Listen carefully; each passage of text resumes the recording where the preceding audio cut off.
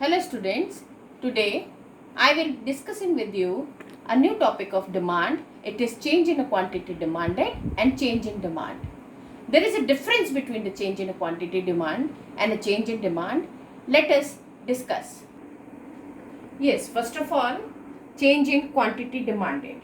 It refers to the change in a quantity demanded of a commodity in response to change in its price. It means change in a quantity demanded. It means demand is the function of Px. It means only the change in demand, change in quantity demanded, affected by its only price.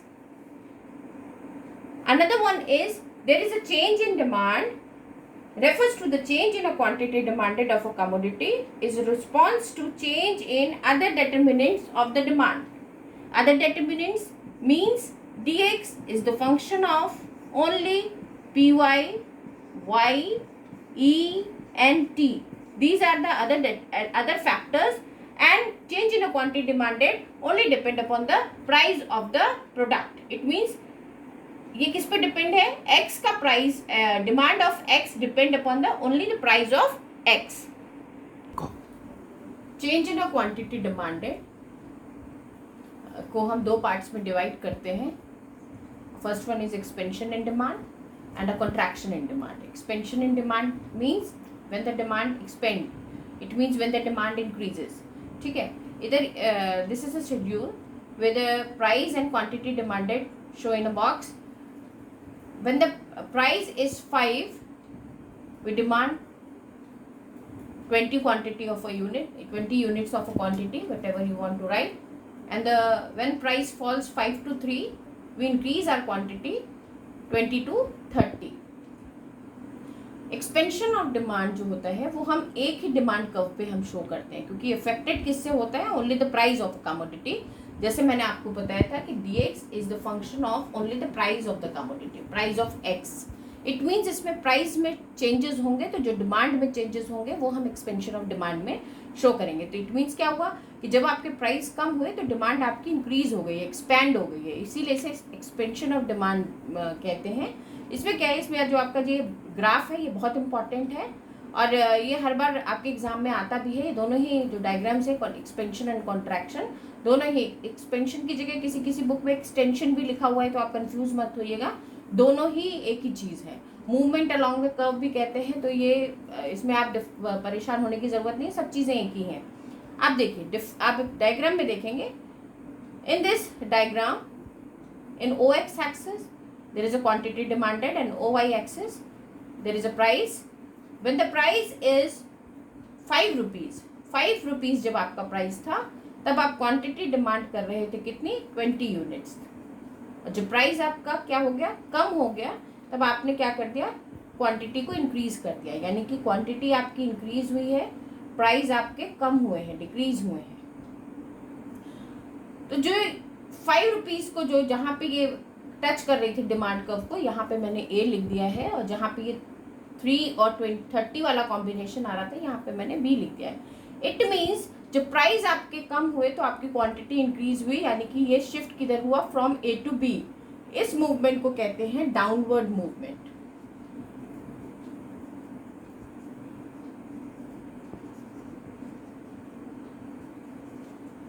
It means जब आपकी movement जो है वो downward है, यानी कि from A to B है, और एक ही डिमांड कर्व में है, मूवमेंट अलोंग द कर्व में अगर हम देखेंगे तो एक ही डिमांड कर्व में जब आपका मूवमेंट डाउनवर्ड होता है तो वो क्या कहलाता है? एक्सपेंशन ऑफ डिमांड कहलाता है. इधर क्या है? Contraction of demand. Contraction in demand में हम क्या पढ़ेंगे? कॉन्ट्रैक्शन ऑफ डिमांड में इस पर भी एक शेड्यूल बना हुआ है आपका प्राइस एंड क्वांटिटी डिमांडेड का. इसमें क्या हो रहा है? प्राइस आपके 3 थे तो आप क्वांटिटी डिमांड कर रहे थे 30, और प्राइस आपके क्या हो गए हैं? इंक्रीज हो गए हैं. तो आपने डिमांड क्या कर दी क्वांटिटी की? उसको क्या कर दिया? रिड्यूस कर दिया. तो ये भी इधर भी हम डायग्राम के थ्रू इसको एक्सप्लेन करेंगे. इधर भी ओ एक्स एक्सिस पे आप क्या शो कर रहे हैं? क्वांटिटी डिमांडेड कर रहे हैं. 5 रुपीज़ पे आप कितनी क्वांटिटी ले रहे थे? 20, और 3 रुपीज़ हो गया, तो आपकी जो क्वांटिटी है वो क्या हो गई है? 3 रुपीज़ पे आप ले रहे थे 30, 3 रुपीज़ पे आप ले रहे थे 30, और 5 रुपीज़ पे आपने क्वांटिटी अपनी रिड्यूस कर दी है, तो वो हो गई है आपकी 20. अब आप देखिए इसमें क्या हुआ है, प्राइस क्या हुए हैं, इंक्रीज हुए हैं, इसलिए इसका एरो ऊपर जा रहा है। यहाँ पे आप प्लस का साइन भी लगा लीजिए जब आप इंक्रीज कर रहे हैं, तो आप इसको शो करने के लिए डायग्राम में आप इधर इसका इन दोनों को कंपेयर भी करते चलिएगा। इधर क्या है, प्राइस आपके इंक्रीज हुए हैं, इधर डिक्रीज हुए थे, इसलिए मैंने माइनस का साइन लगाया था। इधर आपकी क्वांटिटी क्या हुई है, प्राइस बढ़ने के बाद क्वांटिटी आपकी रिड्यूस हुई है, डिक्रीज हुई है, इसलिए यहाँ पे मैंने माइनस लगाया। इधर देखिए आपकी क्वांटिटी इंक्रीज हुई थी, इसलिए यहाँ पे प्लस का साइन लगाया था क्योंकि ये पॉजिटिव शो कर रहा था। अब हम इधर आ जाते हैं। इधर क्या है, इधर क्या था मूवमेंट, जब आपके एक्सपेंशन ऑफ डिमांड था तो मूवमेंट था फ्रॉम ए टू बी, यानी कि डाउनवर्ड मूवमेंट था, तभी एक्सपेंशन ऑफ डिमांड थी। एक्सपेंशन ऑफ डिमांड का मतलब क्या हुआ, डिमांड पहले आपकी इतनी थी अब इतनी हो गई, एक्सपेंड हो गई है। डिमांड पहले इतनी थी अब इतनी हो गई है, इट मीन्स इतनी से इतनी जो इंक्रीज हुई है उसे ही कहेंगे एक्सपेंशन ऑफ डिमांड। ठीक है, तो ये मूवमेंट जो था वो कितना हो गया आपका, ए टू बी हो गया। जो मूवमेंट डाउनवर्ड दिखा रहा है वो एक्सपेंशन ऑफ डिमांड को डिनोट कर रहा है। इधर आ जाइए आप कॉन्ट्रैक्शन ऑफ डिमांड में। कॉन्ट्रैक्शन ऑफ डिमांड में क्या था, पहले आप जो डिमांड कर रहे थे 3 पे 30 यूनिट्स कर रहे थे, 3 पे 30 यूनिट्स, इट मीन्स पहले आपकी डिमांड ये थी, अब डिमांड आपकी स्क्वीज हो गई है केवल 20। इट मीन्स पहले आप ए कॉम्बिनेशन ले रहे थे, अब आपकी कॉम्बिनेशन क्या हो गया, कम हो गया है, ये कॉम्बिनेशन बी आ रहा है। इट मीन्स जो ये अपवर्ड मूवमेंट है, इसे क्या मूवमेंट कहेंगे, upward movement. Expansion of demand show करता है डाउनवर्ड मूवमेंट को, कॉन्ट्रैक्शन ऑफ डिमांड शो करता है अपवर्ड मूवमेंट को। इन दोनों में डिफरेंस आता है, तो इन दोनों के डिफरेंस के लिए सबसे पहला क्या हुआ कि एक्सपेंशन ऑफ डिमांड क्या करेगा, आपका डाउनवर्ड मूवमेंट करेगा, कॉन्ट्रैक्शन ऑफ डिमांड आपका अपवर्ड मूवमेंट करेगा। दोनों जो है along the curve he movement हो रहे हैं, इसलिए इसमें ऐसा कोई चेंजेस नहीं है। दूसरा क्या होगा, एक्सपेंशन ऑफ डिमांड में आप क्या करते हैं, आप एक्सपेंड जब अपनी डिमांड को करते हैं तो प्राइस के कम होने पे आपकी क्वांटिटी क्या हो रही है, इंक्रीज हो रही है। और इधर क्या हो रही है, प्राइस के बढ़ने पे आपकी क्वांटिटी क्या हो रही है, डिक्रीज हो रही है। या after change in a quantity demanded, now we will discussing the topic a change in a demand, change in quantity demanded, change in demand। change in demand को फिर दो पार्ट्स में हम डिवाइड करते हैं, increase in demand and decrease in demand.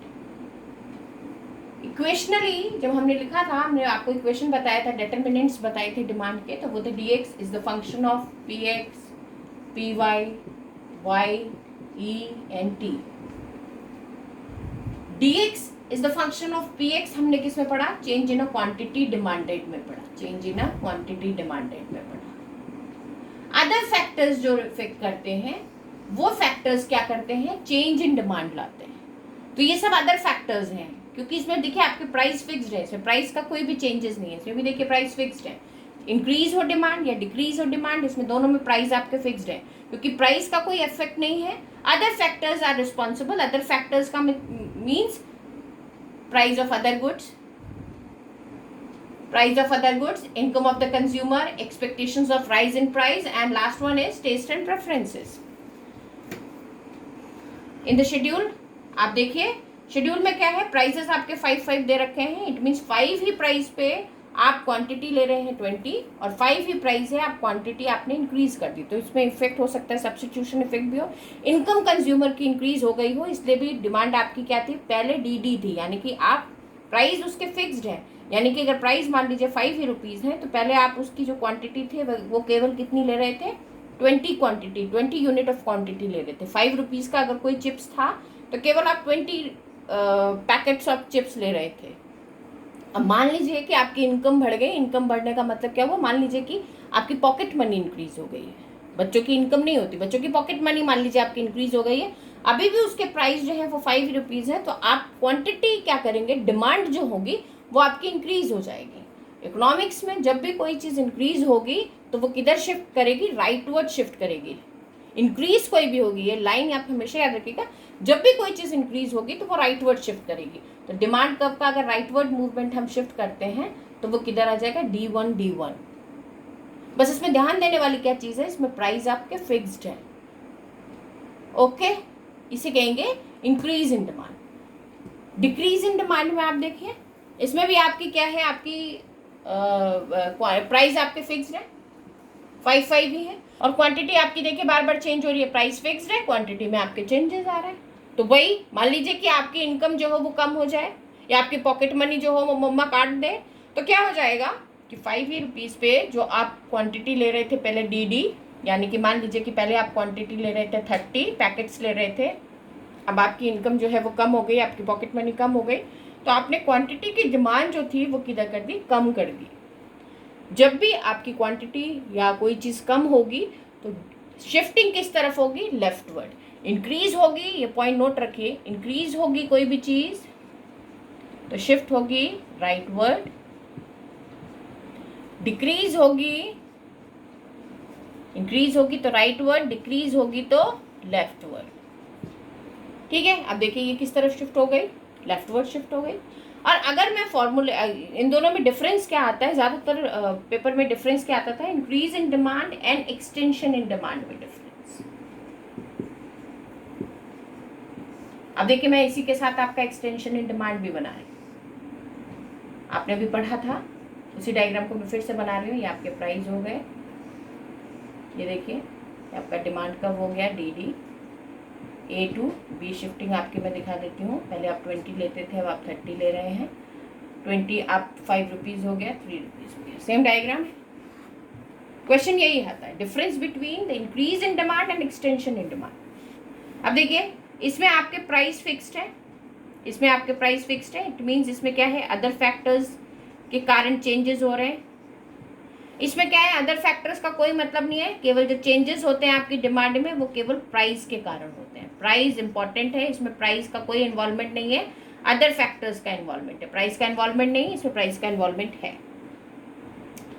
ठीक है, इसमें जो मूवमेंट हो रहा है वो किस तरफ दिखा रहा है, राइटवर्ड मूवमेंट दिखा रहा है। इसमें जो मूवमेंट दिखा रहा है वो डाउनवर्ड दिखा रहा है, इसलिए इंक्रीज इन डिमांड में जो मूवमेंट होगा वो किधर होगा, राइटवर्ड, इसमें किधर होगा, डाउनवर्ड।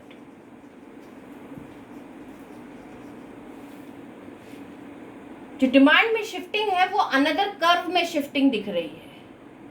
आप देखिए DD कर्व था, DD से आप D1 में शिफ्ट हुए, अनदर कर्व में आप राइटवर्ड शिफ्टिंग दिखा रहे हैं। इसमें क्या है, the movement same along the curve, एक ही कर्व में जो है वो सारे मूवमेंट्स दिख रहे हैं, ये भी एक डिफरेंस है इसका।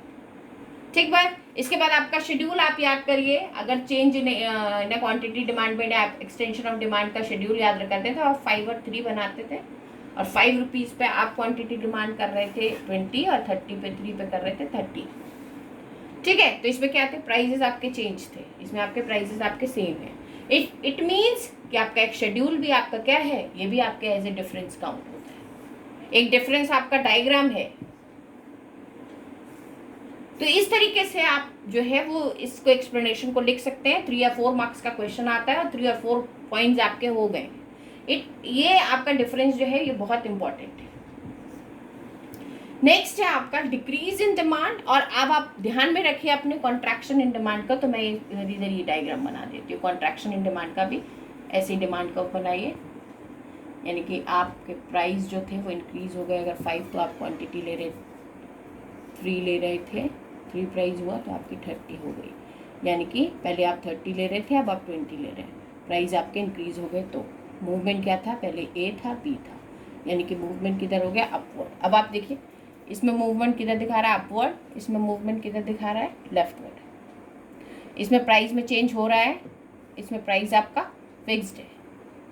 शेड्यूल आप अगर आप सोच लीजिए, शेड्यूल आप अपना सोचिए, कॉन्ट्रैक्शन है तो यानी कि पहले आप 5 लिखेंगे, फिर 3 लिखेंगे। 5 रुपीज़ पे आप मांग रहे, सॉरी 3 और 5 लिखिए, यानी कि पहले आप 3 और 5 लिखिए। 3 रुपीज़ पे आप 30 मांग रहे थे, 2 रुपीज़ पे 20। कॉन्ट्रैक्शन दिखाना है ना, कम होता दिखाना है, इसलिए मैंने उसको उल्टा लिखा। 5 पे इट मीन्स एक शेड्यूल भी आपका डिफरेंस है और एक डायग्राम भी आपका डिफरेंस है।